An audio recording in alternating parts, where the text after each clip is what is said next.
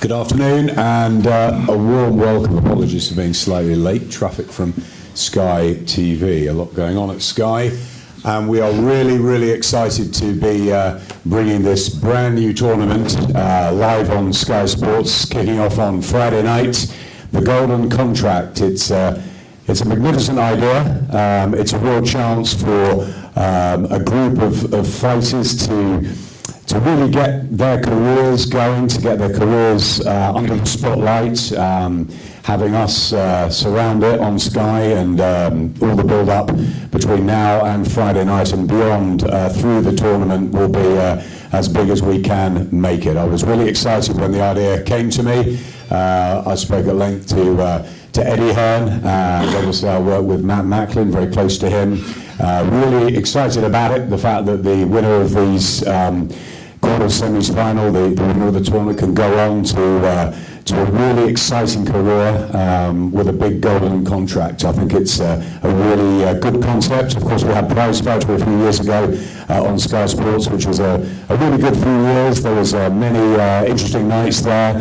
Some unsung heroes came through, some real upsets, some great topsy-turvy nights. But that was different. That was over a 3-round format. This is the proper distance. This is proper serious fights. I love the idea of the draw, the fact that you don't know who you're fighting until the week. And listen, the fighters are a great bunch. It's a great class here. It really is. It's important that there's a very strong first showing, and that's with the featherweights, and the other weight divisions will go through it on November and December for the rest of the quarterfinals. But it is something I'm really personally excited about, my team's excited about, and we can't wait to get going. Jamie, let's bring you in. I know that you're very involved in this. How excited are you about this bunch and about kicking off on Friday night? I'm very excited. Nowadays in boxing, you don't necessarily see on TV 4 main fights where every 8 competitor is the A side in their own right. Everyone could go their own route and has their own plan in place, but they've taken this opportunity to better their career, taking it with both hands. It's risk. It's a big risk for reasons as they're fighting other opponents who are similar to them, and so it's very exciting. Yesterday, the draw, everyone was cheerful and doing the public workout, but the atmosphere changed. It got very tense. It got really serious, and I think everyone knows their mean business now. As a fighting man, how difficult is it to find out your opponent so late on in something as important as this? Well, this is where an elite level amateur background will come into play. The elite level amateurs are used to this. They train non-stop. They get the draw on fight week for a major competition, and then they only find it the day before they're going to fight. But as a professional, this is something that's different.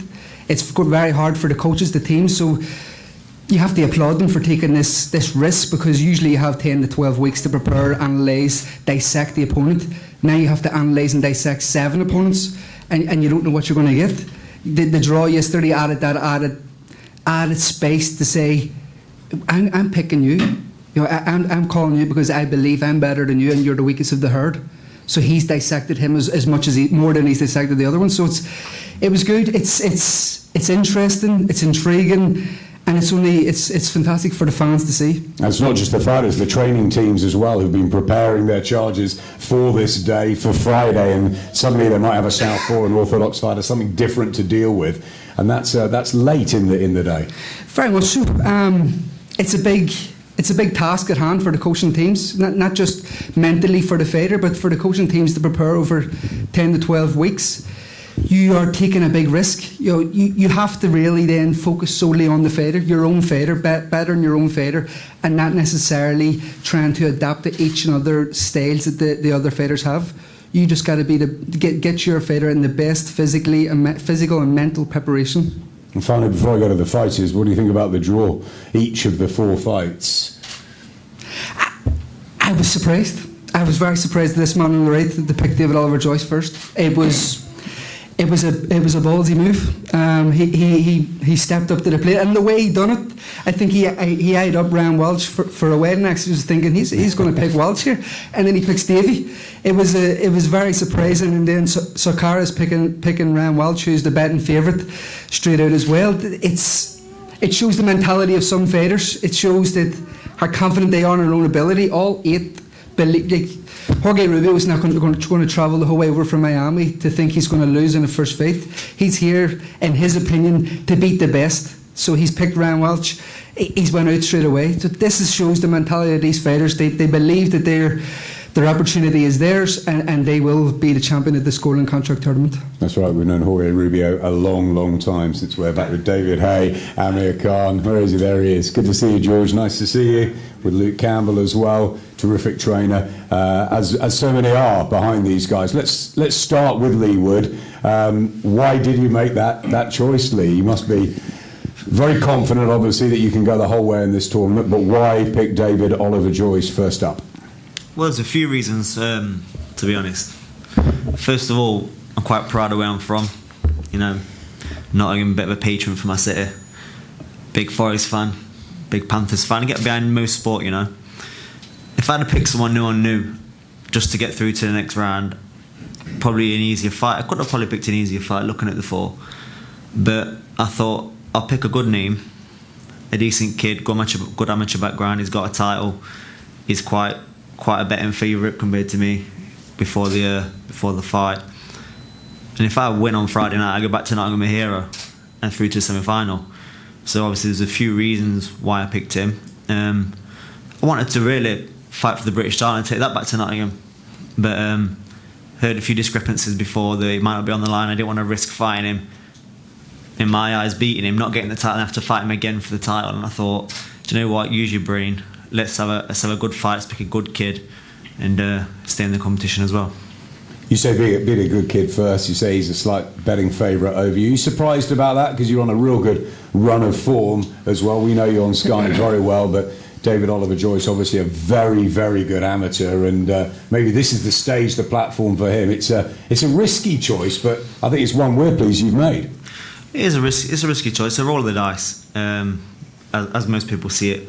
I back myself. I wouldn't have entered the competition if I didn't back myself. But yeah, I mean, the bookies, you can't really into the bookies. Favourite, who's favourite, why the favourite? Because the most money's gone on other people, or is it because they think they're going to win? So yeah, well, we'll see Friday night how close the bookies get it right. Let's bring in David Oliver Joyce. As I said, a bit of an unsung hero so far. Is this the stage, the platform, the spotlight that you've craved for a long time? Obviously, you're an extremely good amateur. You're unbeaten as a pro. Is this now your time, do you believe? Yeah, this competition gives me the opportunity to go right to the top and where I want to be in a year's time. You know, I've done this for years as an amateur, and WSB and AVP waiting in on a Monday morning and not knowing your opponent till that week. You know, so I've done this. We're well able to deal with it. I'm looking forward to Friday night.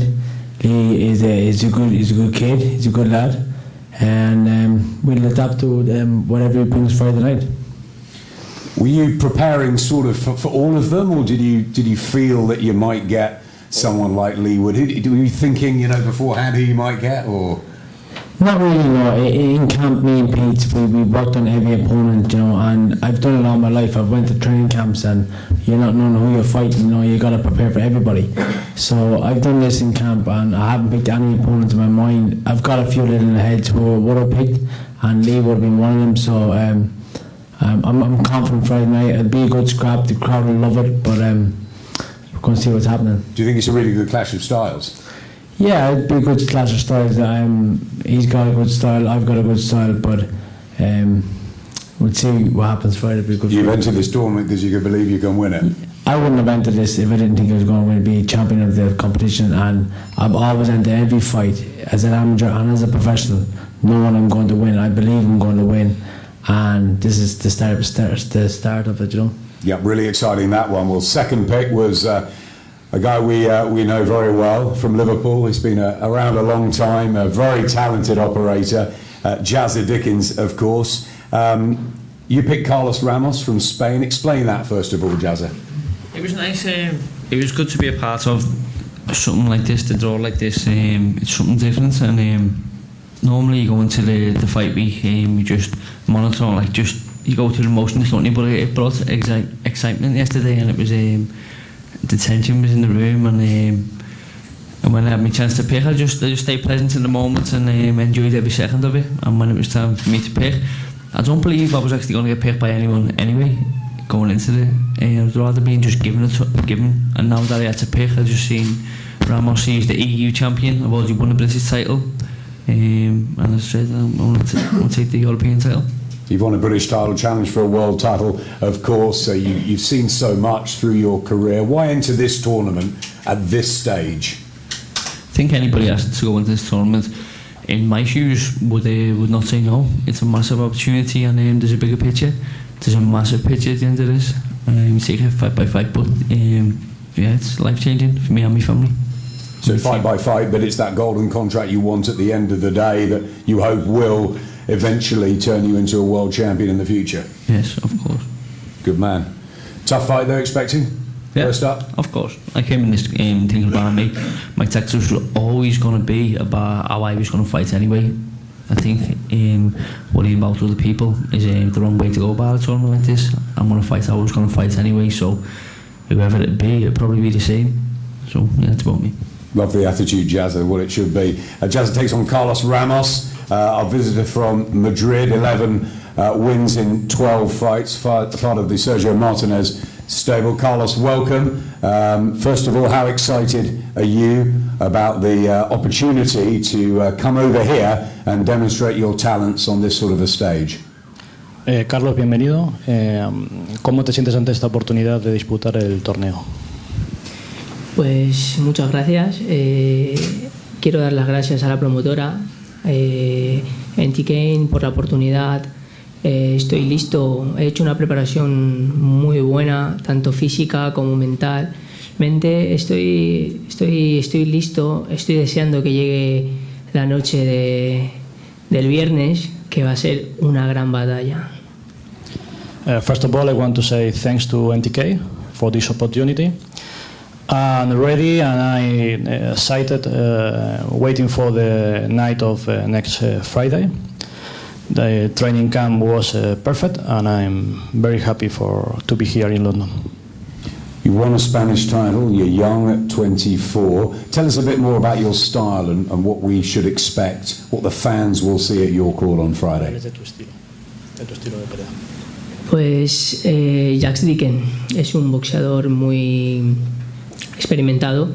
Hemos trabajado sobre todos los rivales, pero en específico sobre él. Espero la pelea con muchas ganas. He planteado una estrategia. Hay un agujero ya hecho y solo hay que volver a abrirlo. No hay más, no tengo más que decir. We made a strategy because we don't know why, but I have the feeling of Jazza will be the first. We were training for all the fighters, but specifically for Dickens. I am very aggressive fighter, and I know where in his body where parts of his body I can hurt. He's been preparing for you, Jazza. Hope it's above the belt.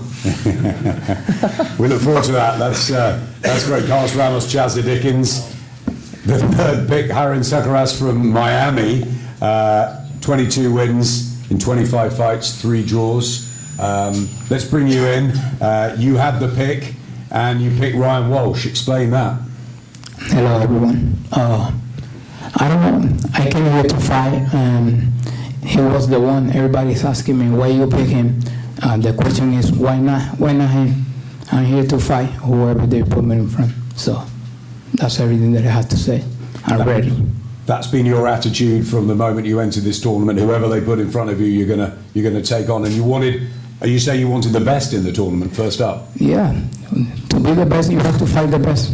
So I'm here to fight the best, and if he is the best, I have to show my skills on Friday night against him. As I said, we know your trainer very well, Jorge Rubio. We don't know you so well. Tell us about what you bring to the party, what your skills are, what's going to set you above the rest. Well, I think that you're going to see on Friday night. You have to wait and see. We will see what happens. Well, we look forward to that. We've seen a lot of Ryan Walsh, part of the Walsh brothers, the great brothers who've lit up the scene over the last few years. Ryan, great to have you with us. Everyone's talking about you, the favourite, the man, the champion, but you got picked, and how do you feel about that? Oh, I'm really happy to be picked.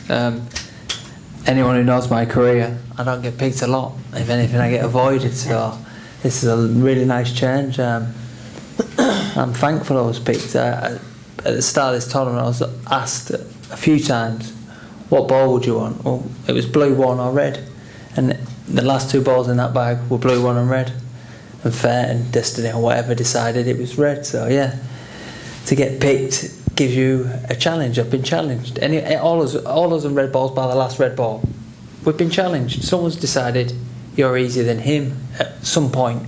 So it's challenge accepted. It was accepted before I signed this. I believe I was the first to sign in this. So I had 7 unknowns anyway.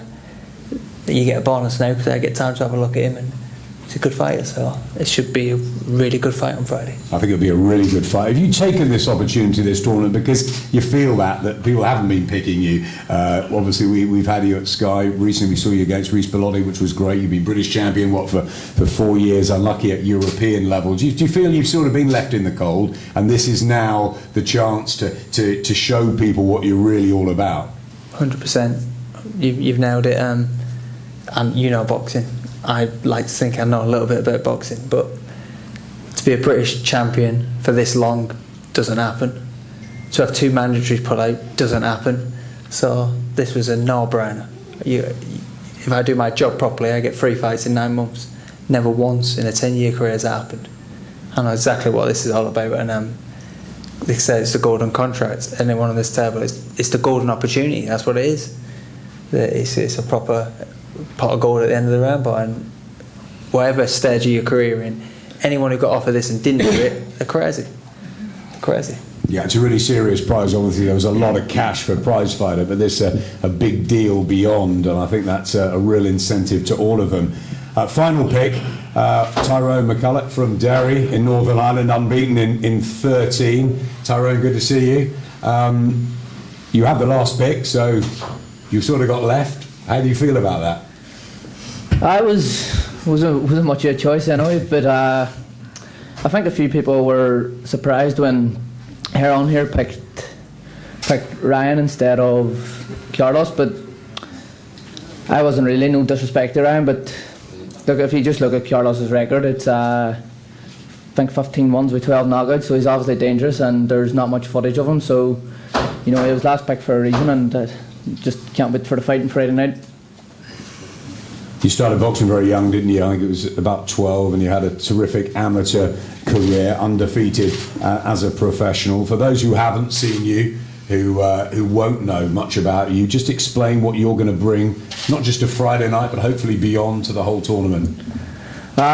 Just an out-and-out boxer, very elusive, hard to hit, and I plan to make it a very awkward night on Friday, so do. He says I've never been on with a real Mexican, but he's never been on with a real Pat either, so he'll enjoy it, so he will. Do you believe you're the best in this? No question. I wouldn't have entered if I didn't think I was going to win it, and Friday night's the start of it, so I'm just chomping at the bit now. Carlos, let's have a quick word. Also 24 from Los Mochis in Mexico, and we know all about Mexican fighters, turned pro at 15, strong, tough. As Tyrone was saying, 12 knockouts in your 15 wins. How confident are you coming over and taking on the sort of local boys here? Bueno, primeramente le quiero dar las gracias a la promotora, a todos los medios de comunicación y el público en general. Y con respecto a mi rival y a lo que vengo, esta es la pelea de mi vida, esto es lo que va a cambiar mi vida, un giro de 360 grados, y esperen la mejor versión de Carlos Araujo, a un gran mexicano. Okay. First of all, I would like to say thank you very much to the MTK Global thanks to the media, and you will see the best version of Carlos Araujo. You will see how I'm going to fight, and I'm going to win for sure. And again, just tell us, are you like a typical Mexican fighter, come forward, big body shots, really aggressive and exciting? Claro, soy un boxeador mexicano que de esos guerreros que dejan el corazón y que dejan toda su cuerpo arriba del ring, y le voy a volver a repetir que no se le olvide que de aquí hasta que subamos al ring que va a pelear con un mexicano, que los mexicanos somos cualquier cosa. So of course I'm gonna tough fight. I'm gonna the same style, the Mexican style, and I'm gonna give all my heart. I'm gonna leave my body and my soul in the ring. So remember this. You're gonna fight a real Mexican here. Yeah, we like that sort of talk. Finally, are you pleased to be coming over to London and fighting at the famous York Hall Bethnal Green? Have you ever heard of it? It's an incredible place. It's an amazing venue with wonderful atmosphere and history. Bueno, a mí desde que me dijeron del torneo, yo sabía que venía a grandes cosas, y es por eso que voy a entregar todo arriba del ring, voy a dejar todo el corazón arriba, y vengo por ese combate porque es la puerta donde me va a cambiar mi vida y la vida de toda mi familia.